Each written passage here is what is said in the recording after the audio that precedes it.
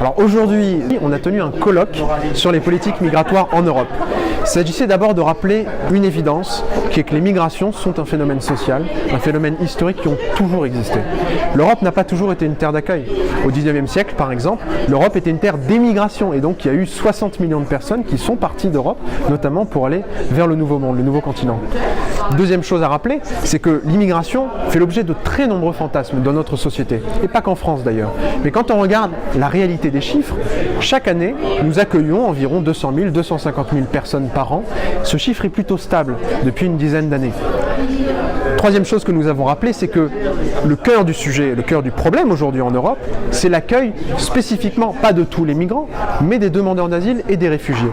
Et c'est là qu'on a essayé de discuter avec des personnes qui étaient venues d'Athènes, de Rome, de Berlin, pour regarder la situation pays par pays, mais aussi au niveau européen, tout ce que nous pouvons faire d'abord pour mieux réussir l'intégration des réfugiés. Alors justement, au niveau de l'intégration, c'est un problème, il y a la barrière de la langue, il y a plein de choses qui rentrent en compte. Et donc, c'est d'abord de se donner toutes les chances pour réussir l'intégration en permettant d'avoir une formation linguistique qui soit à la hauteur, avec plus d'heures de formation, des formations de meilleure qualité, en permettant ensuite d'avoir une formation professionnelle, parce que quelqu'un, pour s'intégrer dans une société que vous découvrez, il faut pouvoir travailler. Et pour travailler, il faut avoir les compétences et les qualifications. Et puis troisièmement, c'est de s'intégrer aussi, on n'y pense pas toujours, mais c'est quand même important, par l'accès à la culture du pays qu'on rejoint, pour pouvoir partager les mêmes codes sociaux, les mêmes références. Et ça aussi, c'est quelque chose qui doit être au cœur de notre ambition. Deuxième défi qu'on doit relever, c'est le défi de la solidarité au niveau européen. Aujourd'hui, on a un règlement qui s'appelle le règlement de Dublin, on a ce qu'on appelle l'espace Schengen, de libre circulation, mais si on ne permet pas d'avoir un partage équitable entre pays européens pour l'accueil des réfugiés, alors ce système va exploser. Et si on laisse la charge à l'Italie ou à la Grèce, qui sont les pays d'entrée dans l'Union européenne, si on leur laisse toute la charge de l'accueil des réfugiés, évidemment ce système ne pourra pas tenir. Donc soyons solidaires en Europe. Et puis troisième élément, on vient de vivre une crise depuis 2015 sur l'accueil des réfugiés.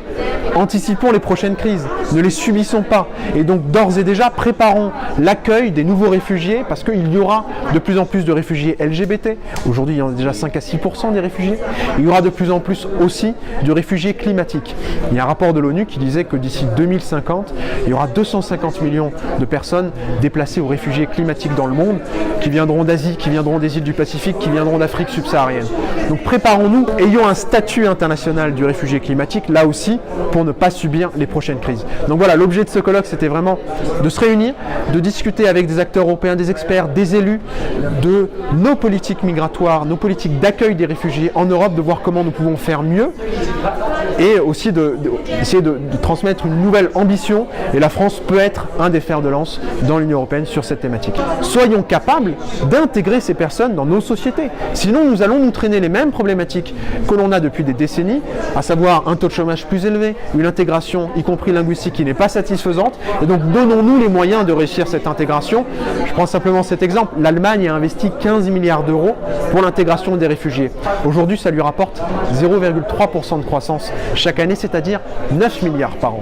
Donc, c'est un investissement social et qui est en plus bénéfique pour nos sociétés. Merci. Merci à vous.